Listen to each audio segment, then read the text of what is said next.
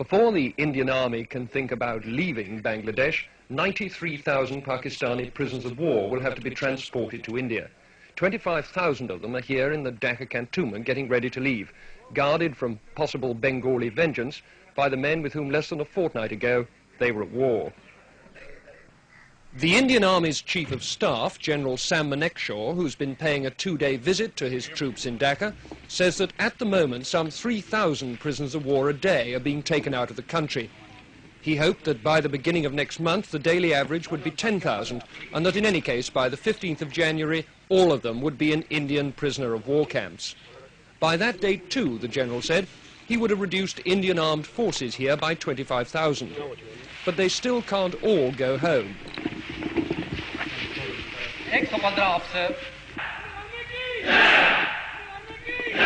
For one thing, they're the only agency in the area capable of seeing that the 10 million Bengali refugees now in India get safely back to Bangladesh. For another, Indian soldiers, no matter how much the Indian government likes to play this down, are the only people capable of keeping law and order here and protecting minority groups from Bengali retribution. In addition, the army is safeguarding the lives of those Bengalis who ran the civil administration for Pakistan. The Bangladesh government is setting up a war crimes tribunal to try Dr. Malik and his colleagues. Will the Indian army be told by Delhi to hand them over? I asked Mr. D.P. Dar, Mrs. Gandhi's special envoy to Bangladesh. We are on the horns of a dilemma, I must admit to you. On the one hand, we do not want to do anything which is against the norms of international behavior.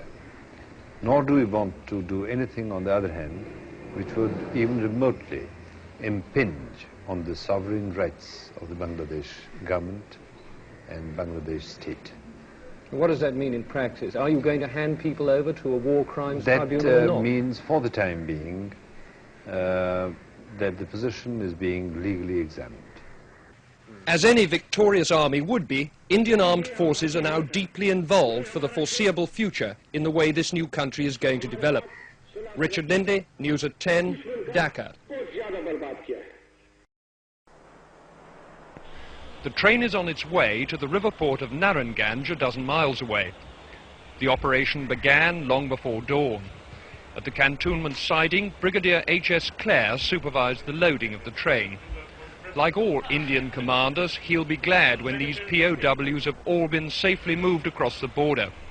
Here they're a potentially dangerous cause of friction with the local population.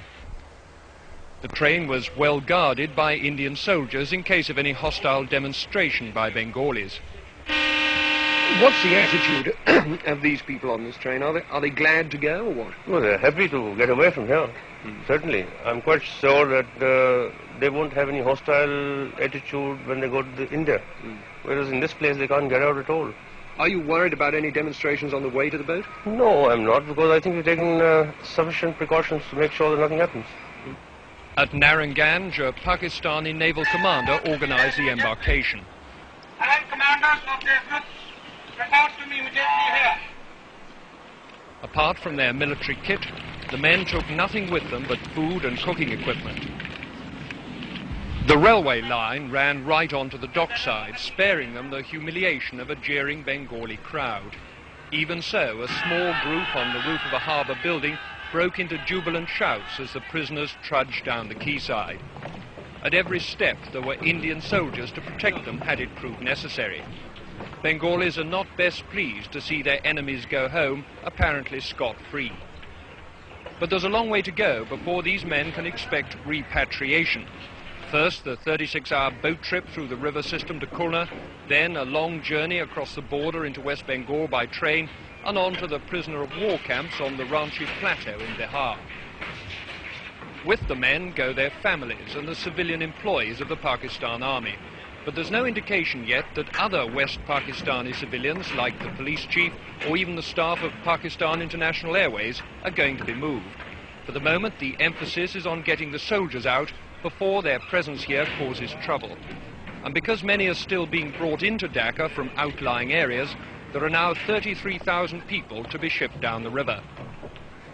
For those Bengalis cheering on the roof there, it's another day to savour the sweet taste of victory.